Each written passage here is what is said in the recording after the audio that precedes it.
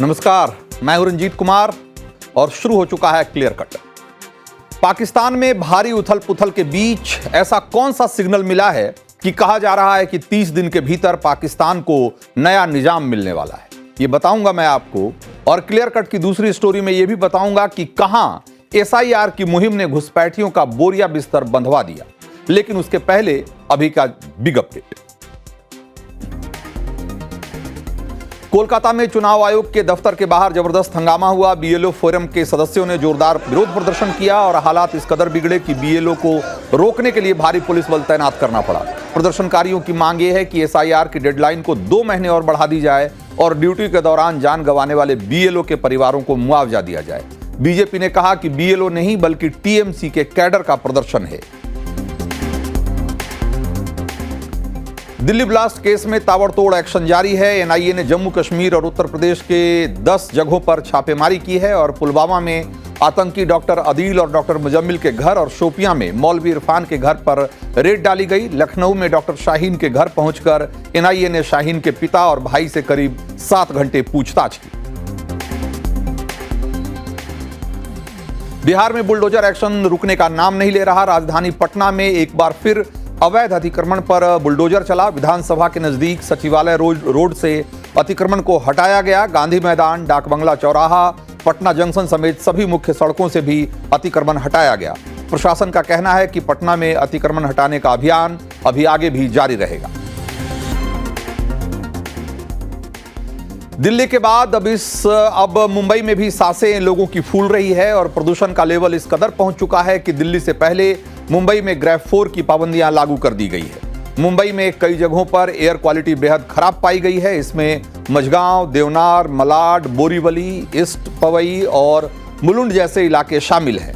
देश के महानगरों के हालात का अंदाजा इसी बात से लगाया जा सकता है कि दुनिया के 10 सबसे प्रदूषित शहरों में 3 भारत के हैं।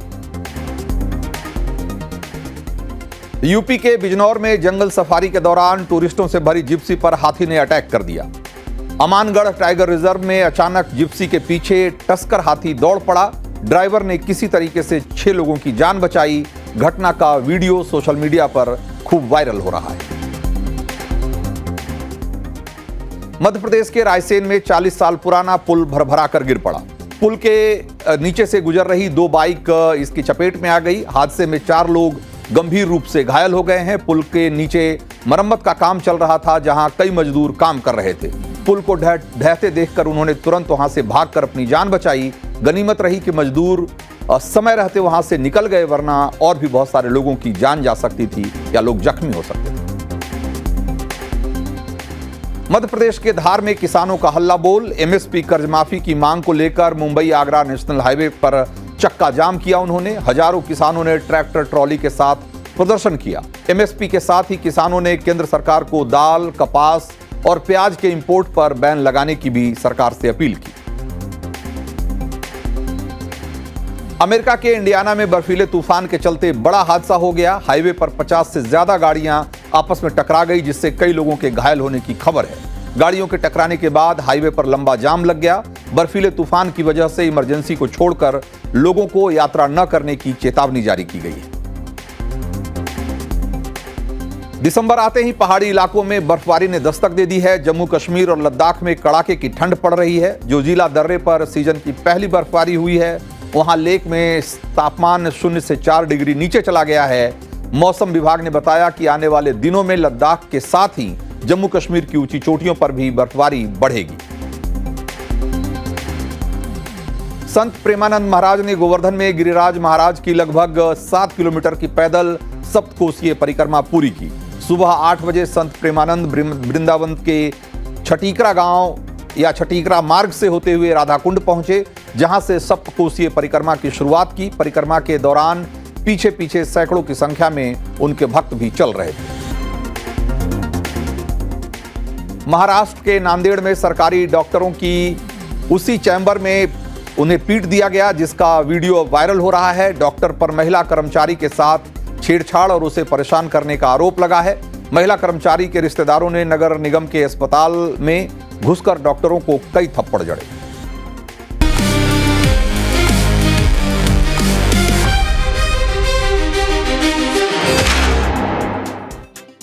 तो पाकिस्तान को वजूद में लाने वाले मोहम्मद अली जिन्ना ने कहा था कि नाकामी ऐसा शब्द है जो उनकी डिक्शनरी में नहीं है। लेकिन इत्तेफाक देखिए कि जिन्ना का बनाया मुल्क पाकिस्तान सिर्फ और सिर्फ एक नाकाम मुल्क बनकर रह गया है, जिसका वजूद किसी भी समय खतरे में पड़ सकता है। और ये बातें हवा हवाई नहीं है, पुख्ता प्रमाण है, तथ्य है। और सवाल ये कि पड़ोस के आतंकी मुल्क में अब क्या होने वाला है। क्या इमरान खान का सस्पेंस खत्म होगा, पाकिस्तान के आर्मी चीफ आसिम मुनीर का पत्ता कटेगा, या फिर पाकिस्तान एक बार फिर से बटेगा। अब जरा आपको हम 4 तस्वीरें दिखा रहे हैं। इन चारों तस्वीरों को गौर से देखिए और समझिए कि आतंक को पालने पोसने वाला पाकिस्तान कैसे बर्बादी के कुएं के मुहाने पर पहुंच चुका है। इमरान खान को लेकर अब तक पाकिस्तान में कोई खबर नहीं है। इमरान जिंदा है या मुर्दा कोई नहीं बता रहा। और दूसरी तरफ इमरान की गुमशुदगी के गुनहगार पाकिस्तान के आर्मी चीफ आसिम मुनीर को रास्ते से हटाने की तैयारी भी शुरू हो चुकी है। शरीफ खानदान मुनीर को रास्ते से हटाने की पूरी प्लानिंग कर चुका है और इसी से बौखलाए आसिम मुनीर ने खैबर पख्तूनख्वा की सरकार को बर्खास्त करने की तैयारी कर ली है। वहीं बलूचिस्तान 24 घंटे में 7 बड़े धमाके हुए हैं वहां, जिससे कि इस्लामाबाद से लेकर रावलपिंडी तक हड़कंप मचा हुआ है। इन सब के बारे में मैं विस्तार से बात करूंगा, लेकिन पहले आपको बताते हैं कि कैसे इस्लामाबाद पर एक तरह से चीन के कब्जे की शुरुआत हो चुकी है। तो ये जो आपको तस्वीरें दिखा रहे हैं, ये खुंजारेब पास की है। खुंजारेब पास वही जगह है जहां चीन का बनाया हुआ काराकोरम हाईवे गिलगित बाल्टिस्तान में दाखिल होता है। चीन ने खुंजारेब पास पर अपना दावा करना शुरू कर दिया है और यहां चीन अपने झंडे लगाने लगा है। पाकिस्तानियों ने जब विरोध किया इसका, तो दोनों तरफ से हाथापाई और मारपीट शुरू हो गई। काफी देर तक ये मारपीट चलती रही और उसके बाद चीन के सैनिक पाकिस्तानियों को धमकी देकर लौट गए। लेकिन चीन के सैनिकों से मारपीट के बाद इस्लामाबाद के हुक्मरानों का हलक सूख रहा है, क्योंकि पाकिस्तान का चूल्हा चीन की मिली खैरात से जलता है। शहबाज शरीफ को पता है कि अगर बात बीजिंग तक पहुंची तो पाकिस्तान के भूखे मरने के दिन आ जाएंगे। वैसे पाकिस्तानी भूख से पहले बम बारूद से भी मर रहे हैं। पाकिस्तान में 24 घंटे के दौरान 7 बड़े धमाके हुए हैं और एक धमाके में तो पाकिस्तान के फ्रंटियर कॉर्प्स के हेडक्वार्टर पर एक सुसाइड अटैक भी हुआ। बिल्डिंग के मेन गेट के पास एक सुसाइड बॉम्बर ने खुद को उड़ा लिया। धमाका इतना जोरदार था कि गेट टूट गया। इसके बाद 6 लड़ाके अंदर घुस आए, अंधाधुंध फायरिंग कर दी और जिसके खौफ में पाकिस्तान की डरपोक फौज भाग खड़ी हुई। इस धमाके की जिम्मेदारी बलूच लिबरेशन आर्मी ने ली है।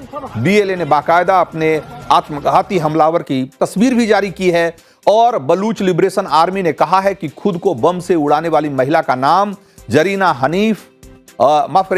हफीक उर्फ तरंग माहो था। बलूचों ने क्वेटा से लेकर खैबर पख्तूनख्वा तक पाकिस्तान की फौज के कई ठिकानों पर जबरदस्त बमबारी की है। वैसे तो पाकिस्तान जैसे आतंकी मुल्क में ऐसे धमाके होना कोई नई बात नहीं है, लेकिन अचानक से बलूचों के बढ़ते हमलों के लिए पाकिस्तान के आर्मी चीफ आसिम मुनीर की करतूतों को ही जिम्मेदार बताया जा रहा है। चंद हफ्ते पहले मुनीर ने बलूचों को खुली चुनौती दे दी थी कि और इस चुनौती के जरिए कैसे उन्होंने पाकिस्तान पे आफत बुला ली है। एक बार सुनिए जरा उस बयान को, फिर आगे की कहानी बताते हैं।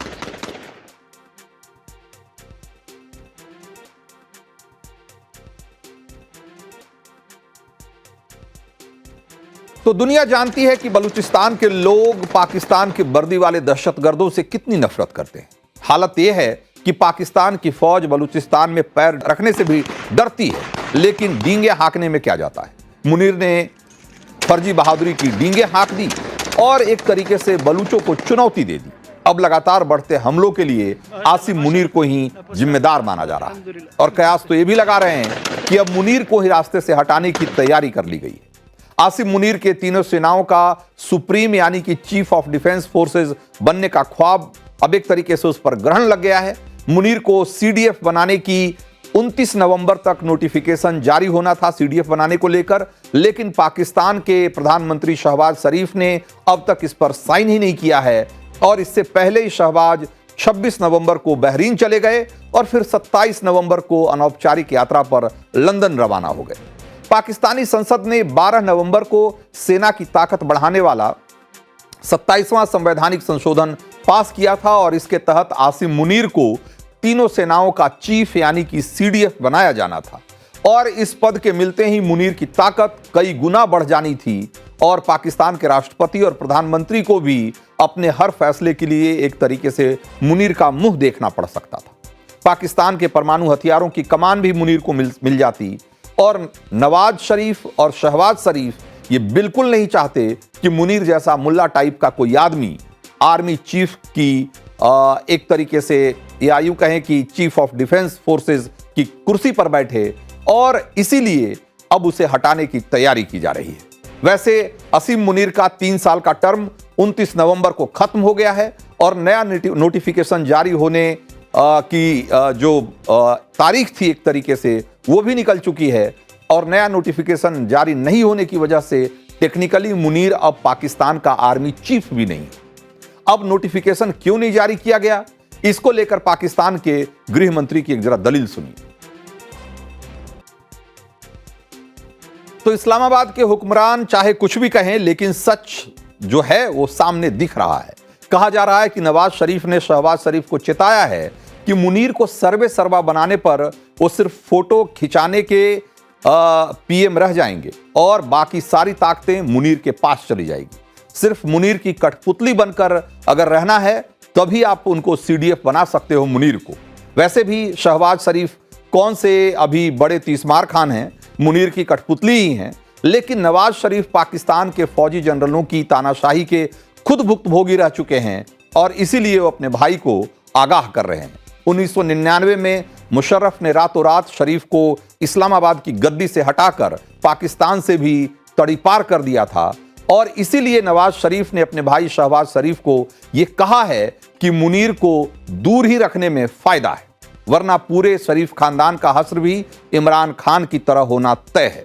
लिहाजा शहबाज शरीफ ने भी बैग पैक कर लंदन भागने में ही अपनी भलाई समझी। पाकिस्तान अब पाकिस्तानी क्या कह रहे हैं इस पे अलग अलग तरह की कमेंट्री चल रही है, अलग अलग तरह के लोग अलग अलग तरह की बातें कर रहे हैं। एक बार सुनिए कि इस सब घटनाओं को लेकर पाकिस्तान में क्या कयासबाजी हो रही है। तो पाकिस्तान का एक तबका ये मान चुका है कि आसिम मुनीर का पत्ता साफ होने वाला है और वो कह रहे हैं कि भाई अगर अभी तक नोटिफिकेशन जारी नहीं हुआ तो आगे होगा कि नहीं ये पक्के तौर पे नहीं कहा जा सकता और ये कोई इतनी छोटी मोटी अपॉइंटमेंट तो थी नहीं कि जिसको कि टाला जा सकता है। भाई आसिम मुनीर का मामला है और चीफ ऑफ डिफेंस फोर्सेस की नियुक्ति का मामला है। ऐसे में प्रधानमंत्री का इस तरीके से भाग लेना या प्रधानमंत्री का अनौपचारिक यात्रा पर चले जाना और आसिम मुनीर की नियुक्ति को अधर में लटका देना, ये सब बताता है कि आसिम मुनीर को लेकर शरीफ जो बंधु हैं वो क्या सोच रहे हैं। असल में इमरान खान को लेकर दुनिया भर में पाकिस्तान की जो शीशा लेदर हो रही है उसके लिए भी मुनीर को ही जिम्मेदार माना जा रहा है।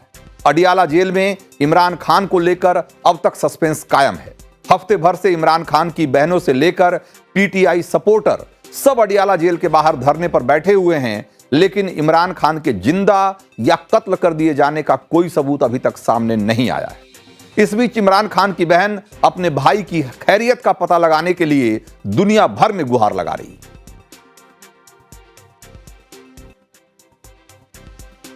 तो ये उस शख्स की बहन है जो कभी पाकिस्तान का प्रधानमंत्री रहा है, जिसने पाकिस्तान में सबसे बड़ा कैंसर अस्पताल बनवाया, पाकिस्तान को क्रिकेट का वर्ल्ड कप जितवाया। वो पाकिस्तान कितना एहसान फरामोश है इसका अंदाजा आप इसी बात से लगा सकते हैं कि वही इमरान खान 2 साल से जेल में है और तो और मुनीर के ऑर्डर पर इमरान खान को जेल में ही कत्ल किए जाने का अब वहां दावा किया जा रहा है। दुनिया भर में हो रही बेइज्जती से पाकिस्तानी किस कदर बिलबिलाए हैं और इसे शहबाज सरकार के एक और मंत्री के जुबानी जहर से आप समझ सकते हैं। एक बार सुनिए। तो जिस शख्स को आप सुन रहे थे वो पाकिस्तान की सरकार में सूचना प्रसारण मंत्री का ओहदा रखता है, लेकिन इसकी बिलबिलाहट बता रही है कि इमरान खान को लेकर जो अफवाहें चल रही है वो कहीं ना कहीं उसमें कुछ तो सच्चाई है। इसीलिए इस्लामाबाद के हुक्मरानों का हलक सूख रहा है। मुनीर एंड कंपनी इस हद तक गिर चुकी है कि इमरान की सियासत को परमानेंटली ठिकाने लगाने की तैयारी कर रही है। गिनती के 4 सूबे वाले पाकिस्तान का एक सूबा है खैबर पख्तूनख्वा, जहां इस्लामाबाद की हुकूमत गवर्नर रूल लगाने की तैयारी कर रही है और दलील यह दी जा रही है कि खैबर पख्तूनख्वा में सुरक्षा हालात बहुत खराब हो चुके हैं। अब इसकी असली वजह क्या है जरा उसको समझिए। असल में खैबर पख्तूनख्वा इमरान खान की पार्टी का राजनीतिक गढ़ है आज की तारीख में। मौजूदा वक्त में यहां इमरान खान की पार्टी पीटीआई की सरकार है और जिसके मुख्यमंत्री सुहेल अफरीदी अडियाला जेल के बाहर इमरान खान को लेकर लगातार धरना दे रहे हैं, विरोध प्रदर्शन कर रहे हैं। और यही बात आसिम मुनीर को हजम नहीं हो रही है और इसी से बौखलाकर खैबर पख्तूनख्वा में इमरान की पार्टी की सरकार बर्खास्त करने का फैसला लिया जा रहा है। इस पूरे कबायली इलाके में इमरान खान के लाखों सपोर्टर हैं और इसीलिए यह माना जा रहा है कि खैबर में सरकार बर्खास्त करने के मुनीर के फैसले से पाकिस्तान में बहुत बड़ी आग लग सकती है। अब सवाल यह है कि इसकी टेंशन हम क्यों लें? पाकिस्तान के टुकड़े हों या आतंकी मुल्क में बारूद बरसे, हमें क्यों फिक्र करनी चाहिए? तो हमें इसलिए फिक्र करनी चाहिए कि पाकिस्तान में जब भी अस्थिरता बढ़ती है तब तब भारत के खिलाफ इस्लामाबाद और रावलपिंडी की जो कैंट हैं या कैंटोनमेंट एरिया हैं या यूं कहिए कि वहां के जो मिलिट्री हेडक्वार्टर हैं वहां भारत के खिलाफ साजिशों का एक नया सिलसिला शुरू हो जाता है। पाकिस्तान वो मुल्क है जो अपने घर में लगी आग बुझाने की बजाय दूसरे के आंगन में या दूसरे के घर में आग लगाने में यकीन करता है। पाकिस्तान में फिर गृह युद्ध जैसी टाइमलाइन बनने लगी है, उसी तरह का माहौल बनता हुआ दिखाई दे रहा है। और अगर पाकिस्तान जब जब अस्थिर होता है, हमने देखा है कि वहां के जो मिलिट्री हुक्मरान हैं वो किस तरीके से भारत में आतंकी हमले और भारत में तमाम तरह की साजिशों में संलिप्त हो जाते हैं। इसीलिए आतंकी मुल्क की साजिशें आकार लेने का खतरा बढ़ गया है और लोगों को एक लग रहा है कि अगर इसी तरीके से पाकिस्तान में उठापटक चलती रही तो इसका असर हिंदुस्तान पर भी दिखाई दे सकता है। तो क्लियर कट में अब आगे बढ़ते हैं और आपको बताते हैं कि कहां एसआईआर की मुहिम के चलते घुसपैठियों को बोरिया बिस्तर बांधना पड़ रहा है।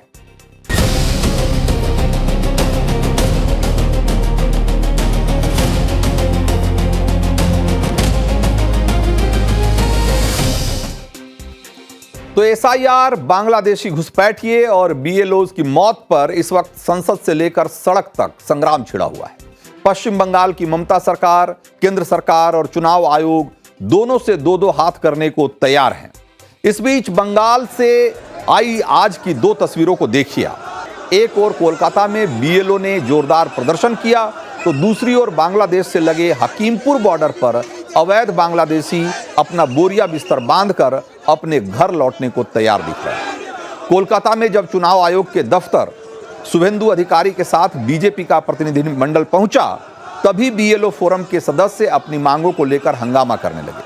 पुलिस बैरिकेड तोड़ने की कोशिश की और इनकी मांग यह है कि एसआईआर की डेडलाइन को 2 महीने के लिए और बढ़ा दी जाए और साथ ही इनकी ड्यूटी के दौरान अगर मरने वाले जो लोग हैं, जो कहा जा रहा है कि तथाकथित तौर पे खुदकुशी कर रहे हैं, उनके परिवारों को मुआवजा भी दिया जाए। इधर बीजेपी नेताओं का यह कहना है कि प्रोटेस्ट करने वाले जो लोग हैं वो बीएलओ के लोग नहीं हैं, बीएलओ नहीं है बल्कि ममता बनर्जी के कैडर है। ये ममता बनर्जी का कैडर है, ये लोग बीएलओ नहीं है। ममता बनर्जी चाहते हैं कि एसआईआर प्रोसेस रुक जाए और रोहिंग्या और बांग्लादेशी और मृत वोटर, शिफ्टेड वोटर को रह दिया जाए और उस वोटर से 26 का इलेक्शन हो। वैसा हम लोग होने नहीं देंगे। आज इसलिए इन लोग आए हैं, चिल्ला रहे हैं, लेकिन एसआईआर होगा और 26 का इलेक्शन एसआईआर का जो रोल, वोटर रोल होगा उसी में होगा। तो चुनाव आयोग बार बार ये जोर देकर कह रहा है कि सही और शुद्ध वोटर लिस्ट के लिए एसआईआर बहुत जरूरी है और इस एसआईआर का खौफ किस कदर बंगाल में रह रहे अवैध बांग्लादेशियों के बीच में है। जब इसकी पड़ताल करने के लिए एक बार फिर हमारी टीम हकीमपुर बॉर्डर पहुंची तो डर हमें वहां देखने को मिला। बच्चे, महिलाएं, युवा सब अपना सामान बांधकर सब आउटपोस्ट पर बैठे हुए हैं और इस बात का इंतजार कर रहे हैं कि कब उन्हें यहां से बांग्लादेश जाने का मौका मिलेगा। जब हमारे सहयोगी ने उनसे बात की तो उन्होंने सारा सच उगल दिया। देखिए हकीमपुर बॉर्डर से एक एक्सक्लूसिव रिपोर्ट। इस वक्त हम हाकिमपुर बॉर्डर पे हैं और यहाँ देखेंगे आप तो तमाम लोग जो हैं वो जा रहे हैं। आप लोग जाने के लिए यहाँ पे आए हुए हैं? जाने के लिए आए हैं आप लोग? जी। कहाँ से आए हैं आप?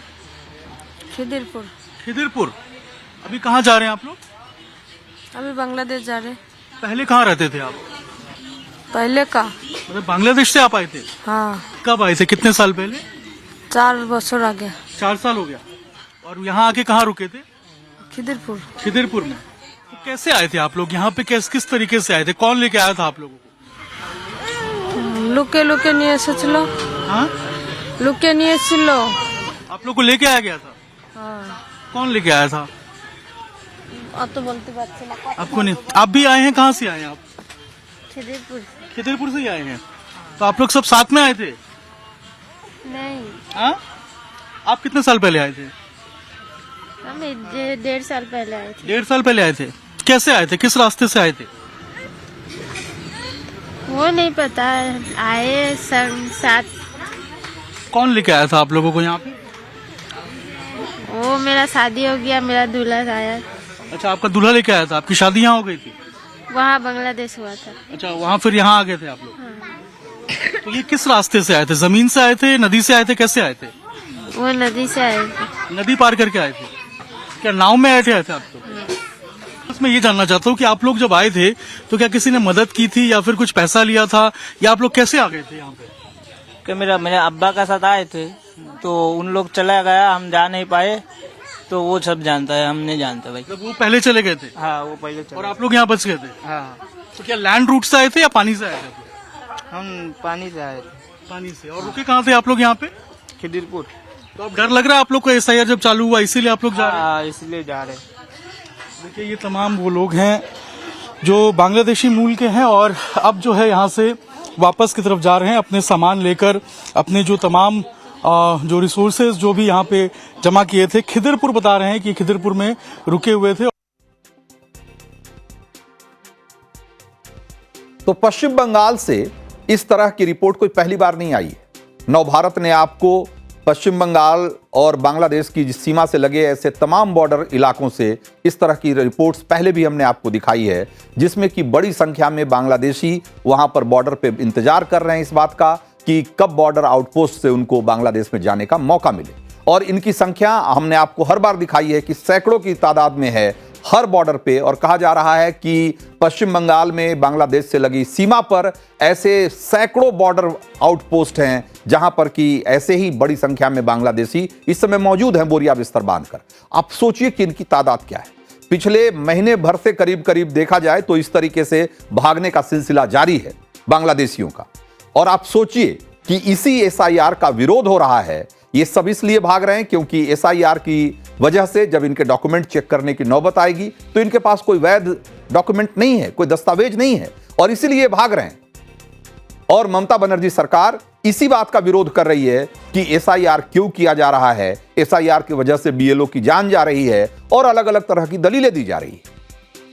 जबकि हकीकत यह है कि इसी SIR की वजह से ये हजारों की संख्या में, लाखों की संख्या में जो पश्चिम बंगाल में मौजूद बांग्लादेशी हैं वो आज अपने देश भागने को मजबूर हो रहे हैं। ये बात यहां स्पष्ट करना चाहिए ममता बनर्जी सरकार को कि क्या वो चाहती हैं कि ये सारे बांग्लादेशी इसी तरीके से बंगाल में, पश्चिम बंगाल में बने रहें। इनमें से बहुत बड़ी संख्या में ऐसे लोग भी हैं जिन्होंने यहां पर बाकायदा वोटर लिस्ट बना लिया है। वोटर लिस्ट में उनका नाम है, वोटर ID कार्ड है उनके पास। और बहुत सारे लोगों ने हमारे ही कैमरे पे खुलकर ये कहा कि उनके पास आधार कार्ड है, उनके पास राशन कार्ड है, उनके पास बहुत सारे डॉक्यूमेंट हैं। कुछ ने तो ये भी कहा कि उनके पास वोटर ID कार्ड भी है। और कई लोगों ने तो कैमरे पर इस स्वीकारने में बिल्कुल हिचकिचाहट नहीं दिखाई कि उन्होंने कुछ लोगों को पैसे दे रखे हैं ताकि उनके लिए जो है दस्तावेज या डॉक्यूमेंट्स जो है तैयार किए जा सके। आप सोचिए कि इस तरह का गड़बड़झाला जहां चल रहा हो और दशकों से चल रहा हो, वहां अगर आज SIR के जरिए वोटर लिस्ट को वेरीफाई करके उसका शुद्धिकरण का काम चल रहा है, इस पर क्यों इसका विरोध होना चाहिए? लेकिन विरोध चल रहा है क्योंकि ये जो घुसपैठिए हैं, ये जो अवैध बांग्लादेशी हैं, ये किसके वोटर हैं, ये समझने वाली बात है। और जो विरोध कर रहे हैं, कहीं ऐसा तो नहीं है कि उनको लगता है कि ये सारे अवैध घुसपैठिए ये सब उनके वोटर हैं, इनके होने से उनका राजनीतिक जो भविष्य है वो कहीं बेहतर होगा। कहीं इस उम्मीद में तो इनको नहीं बसाया जा रहा है। 10-10 साल से, 15-15 साल से, 20-20 साल से ये पश्चिम बंगाल में रह रहे थे, बेखौफ रह रहे थे। सिर्फ एक SIR की प्रक्रिया के बाद अगर लाखों की संख्या में अवैध बांग्लादेशी भागने को आज तैयार दिख रहे हैं, तो आप सोचिए कि अगर ठीक से नागरिकता की जांच हो तो बंगाल में कितने लोग सामने आए। तो एसआईआर यानी कि स्पेशल इंटेंसिव रिवीजन पर ममता सरकार जो सवाल उठा रही है, उसका जवाब आज चुनाव आयोग ने सुप्रीम कोर्ट में भी एक हलफनामा दायर करके दिया है बाकायदा। एसआईआर को चुनौती देने वाली याचिका पर सुप्रीम कोर्ट में सुनवाई से पहले चुनाव आयोग ने हलफनामा दाखिल करके कहा कि बड़े पैमाने पर वोटर डिलीशन के दावे बहुत बढ़ा चढ़ाकर पेश किए जा रहे हैं और इनका इस्तेमाल निहित राजनीतिक हितों के लिए किया जा रहा है। एसआईआर पूरी तरीके से संवैधानिक है, एक नियमित प्रक्रिया है और ये दशकों से चली आ रही है, टाइम टू टाइम होती रहती है। टीएमसी सांसद डोला सेन ने एसआईआर की वैधता को चुनौती देते हुए जनहित याचिका दायर की है और जिसके जवाब में चुनाव आयोग ने सारी बातें कही है। आयोग का यह भी दावा है कि 12 राज्यों में 99.72% जो मौजूदा मतदाता हैं उनको प्री फिल्ड इन्यूमरेशन फॉर्म दिए जा चुके हैं, जिनमें से लगभग 45 करोड़ फॉर्म यानी कि करीब 88% जो फॉर्म हैं वो अब तक डिजिटल किए जा चुके हैं। और पश्चिम बंगाल की अगर बात करें तो वहां भी 96.3% फॉर्म ऑनलाइन अपलोड किया जा चुका है। यानी कि किसी तरह की कहीं कोई दिक्कत नहीं है, कोई चुनौती नहीं है, लेकिन इसको पेश किया जा रहा है इस तरीके से कि एसआईआर वहां के जो सरकारी कर्मचारी हैं, जिनको कि बीएलओ आप कह रहे हैं, जो कि इस प्रक्रिया में एसआईआर की प्रक्रिया में सम्मिलित हैं, उनके ऊपर जैसे कोई बड़ा जुल्म किया जा रहा है। 12 राज्यों में हो रहे एसआईआर की आखिरी तारीख 11 दिसंबर की है। तो एक तरफ बंगाल में अवैध बांग्लादेशी एसआईआर के भय से भाग रहे हैं और दूसरी तरफ यूपी से अवैध घुसपैठियों को भगाने के लिए मुख्यमंत्री योगी आदित्यनाथ, यूपी से के जो मुख्यमंत्री हैं आदित्यनाथ, वो एक्शन में दिखाई दे रहे हैं और इसको लेकर लखनऊ के कई इलाकों में लोगों के दस्तावेज चेक किए जा रहे हैं। लखनऊ से हमारे संवाददाता विनोद मिश्रा ने एक रिपोर्ट भेजी है, जरा देखिए। लखनऊ में बांग्लादेशी और रोहिंग्यों की पहचान के लिए पुलिस की टीम जो है अब अलग अलग स्लम्स एरिया में जा रही है, जो झुग्गी झोपड़ी बने हैं वहां जा रही है। आप देख सकते हैं पुलिस की टीम यहां पहुंची हुई है। तमाम जो लोग जो है इन स्लम्स में रहते हैं उनकी पहचान की जा रही है, उनके जो डेटाज हैं, जो आईडी कार्ड्स हैं, उसको वेरीफाई किया जा रहा है। पुलिस की टीम जो है इनसे पूछताछ कर रही है। आप देखिए किस तरह से पुलिस के जवान जो है यहाँ पूछताछ करें।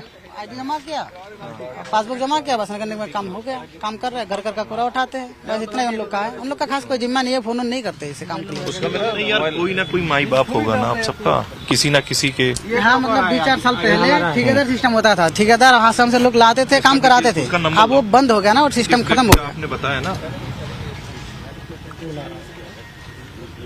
ये आप देख सकते हैं किस तरह से जो आई कार्ड्स है, आईडी कार्ड्स है, उनके जो उनके आधार कार्ड्स हैं, उनको भी चेक किया जा रहा है। मैक्सिमम जो इलाकों में रहते हैं वो असम और बरपेटा के रहने वाले हैं, तो उनको पुलिस जो है वो उनके आईडी कार्ड्स को, उनके आधार कार्ड्स को चेक करती है। जब हमने यहाँ पे चेकिंग करी तो पाया गया इसमें ज़्यादा था आसाम के कामरूप और बारपेटा डिस्ट्रिक्ट के बने हुए पैन कार्ड हैं और आधार कार्ड हैं। तो एक बार हम वहाँ के संबंधित थाने से भी पत्राचार करके इनको एक बार वेरीफाई कर लेते हैं कि ये क्या वहाँ के लोकल रेजिडेंट्स हैं भी या नहीं है। क्या नाम आपका? रमेशुद्दीन। क्या? रमेशुद्दीन। कहाँ के रहने वाले हो आप? आसाम, बरपेटा के रहने वाले हो। डॉक्यूमेंट्स आपके पास होगा, आधार वगैरह होगा? आधार कार्ड, वोटर कार्ड, एनआरसी सब है। हाँ। पुलिस ने क्या पूछताछ किया आप लोगों से? उन्हीं पूछताछ किया कि आधार कार्ड क्या क्या है, वो जमा कर दिया, लेकर गया है। वो 1 घंटा में बुलाया वहाँ चौकी में कि चौकी में आओ। अच्छा, आपसे पूछताछ हुई है? क्या नाम आपका? अतवर रहमान।